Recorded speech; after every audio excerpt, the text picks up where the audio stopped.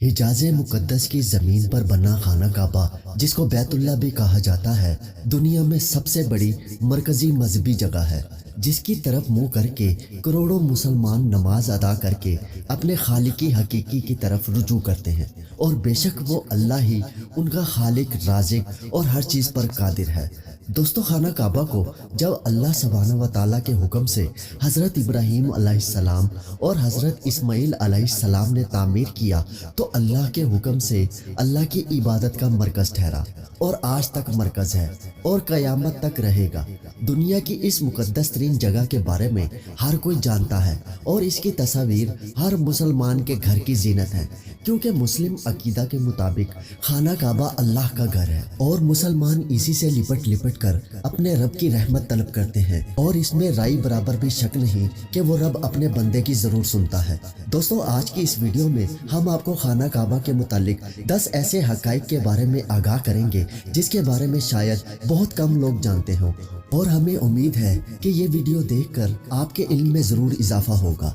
Number 1, खाना काबा की तामीर कई मरतबा हो चुकी है, यानी जिस शक्ल में आज हम खाना काबा को देखते हैं ये वैसा नहीं जो हज़रत इब्राहीम और हज़रत इस्माईल अलैहिस्सलाम के दौरे मुक़द्दस में तामीर हुआ।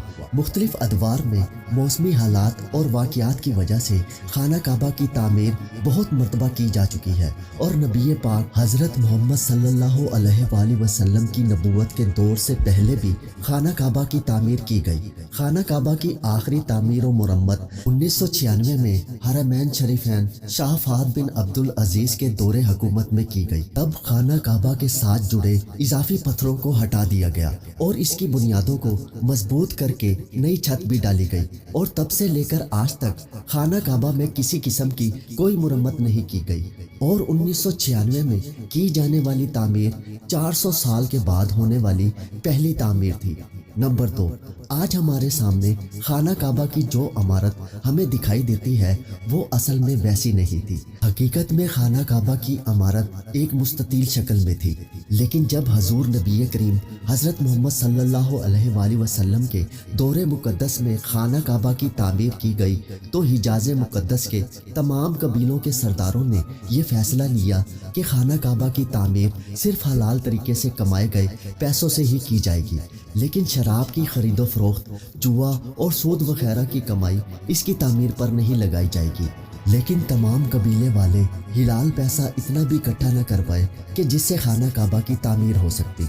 इससे नाजरीन आप अंदाज़ा लगा सकते हैं कि उस वक्त अरब किस कदर जहालत और गुनाह में डूबे हुए थे। लिहाजा खाना काबा की इमारत को छोटा करके तामीर कर दिया गया और बाकी हिस्से को खाली छोड़ दिया गया, जिसको हतीम या फिर हजरे इस्माइल भी कहा जाता है, जिसका हज़रत इस्माइल अलैहिस्सलाम के साथ तो कोई ताल्लुक नहीं, क्योंकि ये तामीर नबी पाक हज़रत मोहम्मद सल्लल्लाहु अलैहि वसल्लम के दौरे नबूवत से कुछ अरसा कबल ही हुई थी। दोस्तों, हतीम खाना काबा का ही हिस्सा है, और अगर कोई शख्स हतीम में नमाज अदा कर ले तो ऐसा ही है जैसे उसने खाना काबा के अंदर बैठकर नमाज अदा की। नंबर 3, खाना काबा के 2 दरवाजे और एक खिड़की हुआ करती थी। एक दरवाज़ा खाना काबा के अंदर दाखिल होने और दूसरा दरवाज़ा बाहर निकलने के लिए इस्तेमाल में लाया जाता था। दोबारा तामीर होने के बाद खाना काबा की खिड़की और बाहर निकलने वाले दरवाजे को ख़त्म कर दिया गया, और अब मौजूदा शक्ल में खाना काबा का एक ही दरवाज़ा मौजूद है।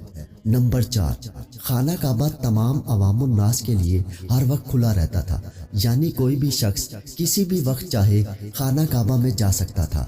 ये वो दौर था जब हिजाज़ मुक़द्दस का सफ़र करना बहुत दुश्वार गुजार था। लोग पैदल, ऊँटों पर या फिर समंदरी रास्ते से ही हिजाज़ मुक़द्दस आते थे। लिहाजा ज़्यादा रश ना होने की वजह से खाना काबा हर वक्त हर शख्स के लिए खुला रहता था।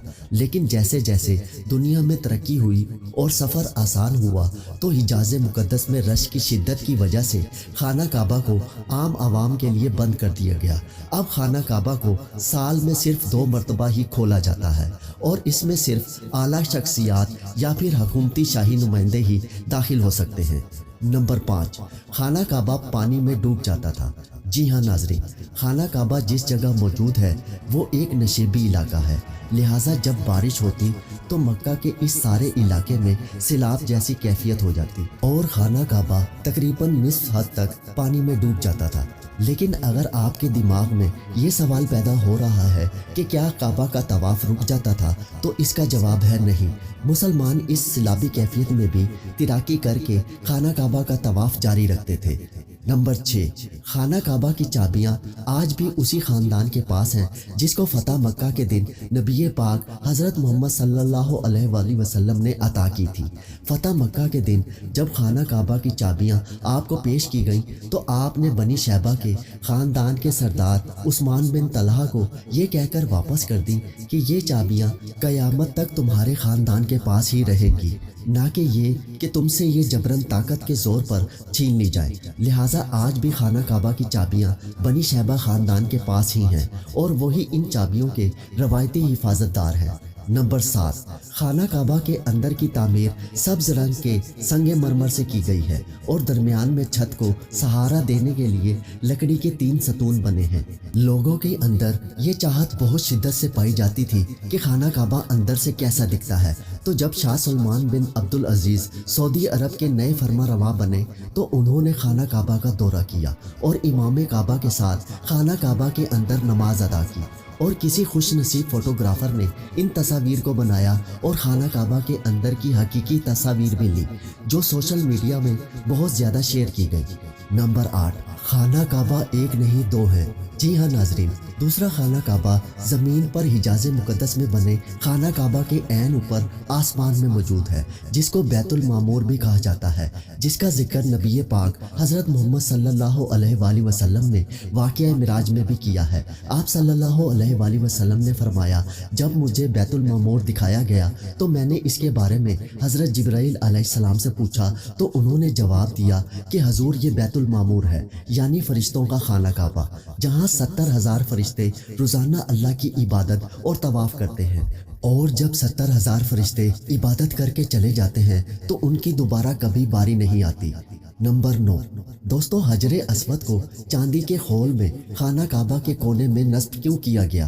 کہا جاتا ہے کہ آبیاتی فوج کے ہاتھوں پتھر برسنے کی وجہ سے حجر اسود کو نقصان پہنچا اور وہ کئی ٹکڑوں میں ٹوٹ گیا۔ کچھ کتابوں میں یہ بھی لکھا ملتا ہے کہ حجر اسود بحرینی اسماعیلی گروپ کے ہاتھوں ٹوٹ گیا تھا۔ ان کے نزدیک حج ایک توہین پرستی کا عمل تھا، جس کی آڑ میں انہوں نے کئی 100 حجاج کرام کو قتل کر دیا اور ان کو آب زمزم کے کنویں میں پھینک دیا۔ پھر یہ لوگ اس مقدس پتھر کو کوفے لے آئے، جہاں انہوں نے اس پتھر کے عوض تاوان وصول کیا، اور جب اس مقدس پتھر کو واپس لایا گیا تو یہ ٹکڑوں میں تھا، جس کا حل یہ نکالا گیا کہ اس کو چاندی کے ایک سانچے میں ڈال کر محفوظ کر دیا جائے اور پھر بعد میں اس کو خانہ کعبہ کے کونے میں نصب کر دیا گیا۔ نمبر 10، خانہ کعبہ مختلف ادوار میں مختلف رنگوں سے مزین رہا ہے۔ جی ہاں ناظرین، ہم نے اپنی زندگی میں خانہ کعبہ کو ریشم کے کالے غلاف میں ہی لپٹا دیکھا ہے، لیکن ماضی کے مختلف ادوار میں خانہ کعبہ سیاہ رنگ میں لپٹا نہیں تھا۔ اس کو مختلف ادوار میں مختلف رنگ کے کپڑوں کے ساتھ مزین کیا جا چکا ہے، جس میں لال، سفید اور ہرا رنگ بھی شامل ہے۔ دوستو، اگر آپ کو ہماری آج کی ویڈیو پسند آئی ہو تو ویڈیو کو لائک، کمنٹس اور شیئر ضرور کریں، اور ساتھ ہی ہمارے چینل کو بھی ضرور سبسکرائب کریں اور ساتھ لگے بیل آئیکن کو ضرور دبا دیں، تاکہ آپ کو ہماری ہر نئی آنے والی ویڈیو کا نوٹیفیکیشن بر وقت مل